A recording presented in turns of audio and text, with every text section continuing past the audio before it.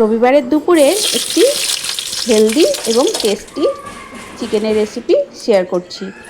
দেশি মুরগি ছিল, তাই আমি সমস্ত কিছু দিয়ে ম্যারিনেট করে নিয়েছিলাম আর অল্প তেলে আলুগুলো ভেজে তুলে রেখেছিলাম। তারপর ম্যারিনেট করা চিকেনটা তেলের মধ্যে দিয়ে দিয়েছিলাম আর আস্তে আস্তে ঢাকা দিয়ে দিয়ে কষাচ্ছিলাম। কষানোর একটু মাঝখানে তখন দিয়ে দিয়েছিলাম কাঁচা পেঁয়াজ আর টক দই। এর মধ্যে কিন্তু আমি কোনো রকম শুকনো লঙ্কা ইউজ করিনি।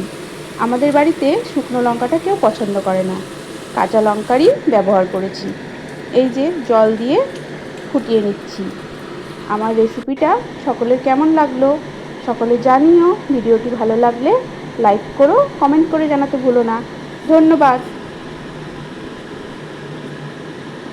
Prepared really well for this? No, but